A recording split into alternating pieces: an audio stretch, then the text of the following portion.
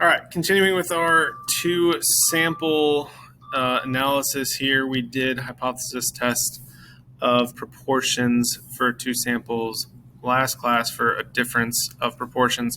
Now we're going to do a confidence interval for a difference of proportions. So we're trying to answer today the question, which gender uses Twitter more? And we are given that a random sample of 200 US females revealed that 110 of them use Twitter regularly.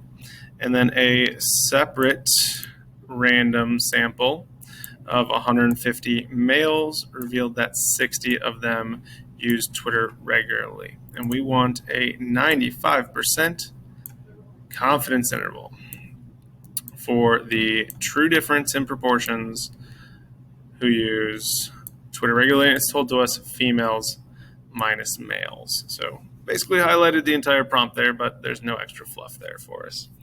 So we are going to start off with parameters. So parameter is going to be basically this last thing here, the true difference in proportions of who uses regular Twitterly, males, and females minus males. So we're going to say P1, that is going to be our proportion of females who use Twitter.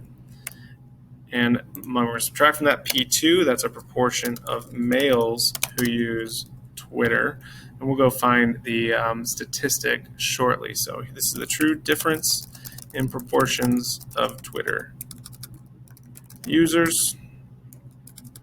Twitter users, female minus male. Make sure we can read all that.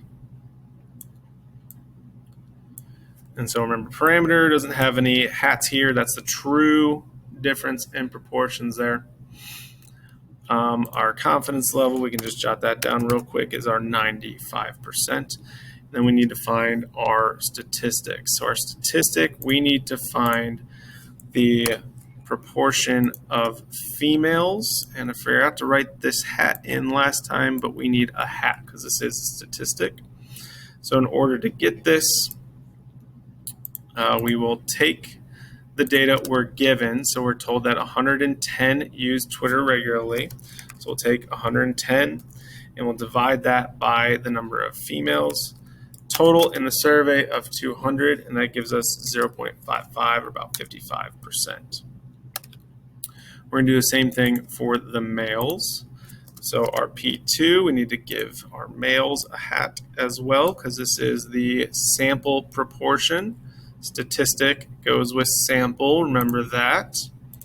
And so our males, we have 60 out of 150, and that gives us approximately 40%.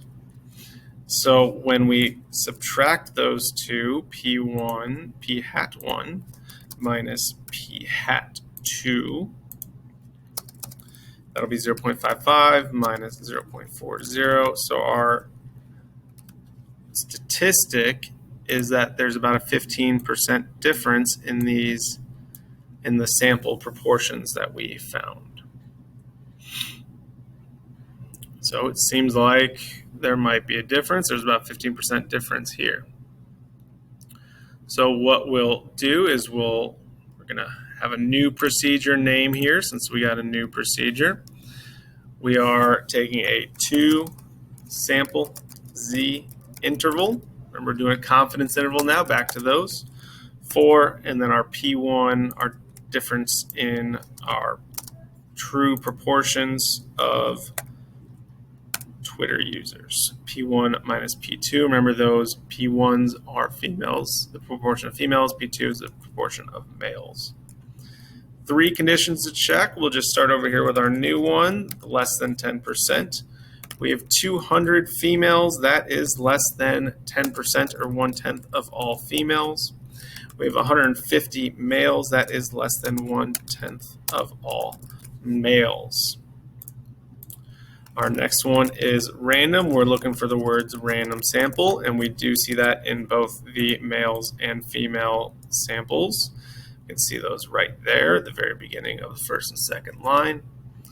And then our one where we actually get to do some math, our large counts. We want to make sure that n times p and n times 1 minus p want to make sure those are both greater than or equal to 10.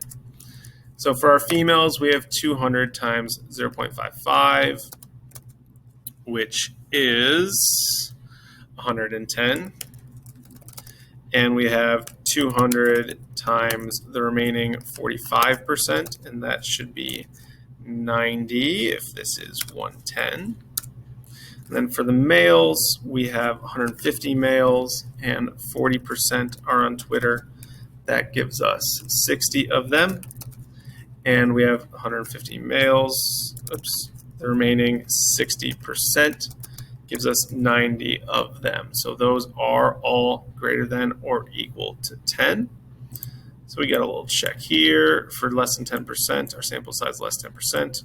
We're random. Our large counts tells us that these proportions, these sample proportions, are approximately normal, no matter what the sample, which sample we're taking it from, whether it's my school or your school or a school out of state, whatever. So a couple ways to do this on your calculator. We can go to stat, tests, and B. I think I'll make a second video for that. I'm going to focus on statlet.com right now, and we're going to go to two sample Z interval for proportion. So hopefully we can jump over here to another screen. Go to statlet.com.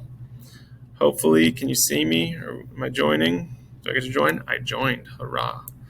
We're going to scroll down to traditional inference, and we now want a two sample Z interval for proportions. Zoomed in a little bit, lost myself, but here we go. Underneath traditional inference, third one, two sample Z interval for proportions. Z because it's proportions, interval because we're looking for a confidence interval. We're going to be asked to put in all the data in this two-way table. So we're looking at Twitter users. We have, let's see if we can get this right, males and females. We're going to write the females first because females are our first sample. Males are the second one. We have yes, the ones that are users, 110 females, 60 males. No, we have 90 females and 90 males as well. We're going to begin analysis. We get some beautiful graphs here. Let me zoom out a little bit. Oh, there I am. Hello, me. Segmented bar, you can tell that females are above 50%, males are below. I like the mosaic plot. I think it just looks cleaner. We'll copy that later. So no is that top bar. Yes is the bottom. We can see that these females add up to 200, males add up to 150. We got a combined percentage of about 48.6%. And here's where we're going to let Statlet do some work. Perform inference. We want a two sample Z interval. I don't think you can see this, but if we wanted to run a Z test, we could click this little drop-down menu and go to the Z test as well. 95%, that's what we are told that we want to use. You can again change this to literally any number you want to put here, and it'll find the correct matching Z score for Z value for you. In the category to indicate success, we're looking for Twitter users, who we said as yes. So we're going to perform an inference. It's going to give us our lower bound and our upper bound, which matches my answer key beautifully. So I'm just going to copy a bunch of this stuff. So I like showing my work. So here is my work all the way from here to my actual value there. We're going to clip that and just plop this down here. I like seeing the graph as well. Hello, me. So I got my work here. And I'll have room for my graph, and I'll have room for my table as well. I'm going to pause and do that real quick. All right, so I just copied over this beautiful graph and my data table that I used and got my lower bound and my upper bound. And so we're going to interpret this interval with our normal sentence, and then we're going to kind of like make a conclusion as well as to what our the difference is, what this interval really tells us. So we're going to get our text box here. Let's make it a little bigger so we can all see. So we can say that we are 95% confident. That was our confident level that we used. Here I am back to spelling confident as confidence. That the interval from 4.6% to 25.4% captures the true difference in proportions of females to males who use Twitter. All right, so that's just our interpretation of the confidence interval. Now let's make a conclusion about what this says. So we can say that we estimate that females use Twitter 4.6% to 25.4% more than males. So because this interval is from 4.6 to 25.4, that's all positive. That means our P1 is always going to be larger. Well, in this 95% interval is always larger than our P2. Our proportion of females is always larger than our proportion of males. So that means that females, we're going to expect to use Twitter more than males based on this sample data. So if it was shifted over, if the lower bound was negative and the upper bound was positive, then we say we can't really make a decision. And if it was all negative, then be like, well, males seem to be using it more. And we'll jot all that down in the notes on the next page as well. So a couple important ideas here. First, we just want to talk about the parameter and where to go get this from. So this is the test interval we did, a 2 sample Z interval for P1 minus P2. I really need to copy that and have that ready to go. Here we go. Copy that for P1 to P2. And so that is our parameter. That is the true, let me get out of the subscript real quick. Just moving me around. This is the true difference in proportions. And then when we throw little hats on here, that is going to be our statistic. That's going to be our sample difference of proportions. Difference.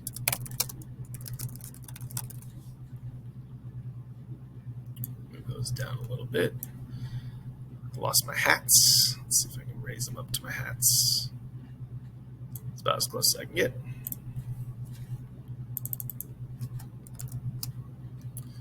And then we're going to kind of jot down what our conclusion. Oh, that is a circle. You were riding a horsey.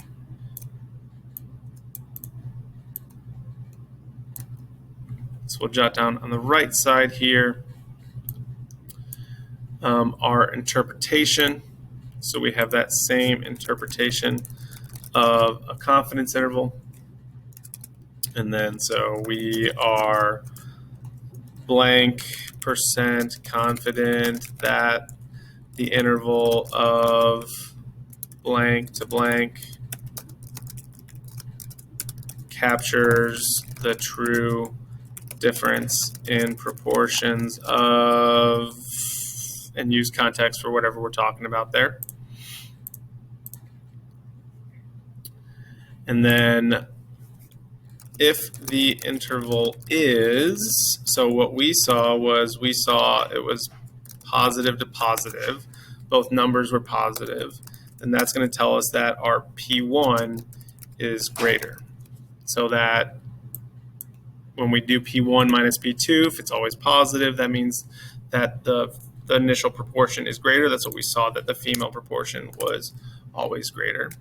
If we saw that it was both negative, then that would tell us that P2 is greater. And that, in this example, that the males were higher users of Twitter. And if we straddle 0 and we have 1 in the negative, 1 in the positive, then that tells us that we don't know which is greater. There might be no difference at all. So we'll see some examples of those as we move along here. Try and click out so you can see everything here. We're going to practice this. If you've got any questions, chat with your teacher. Otherwise, have a great day.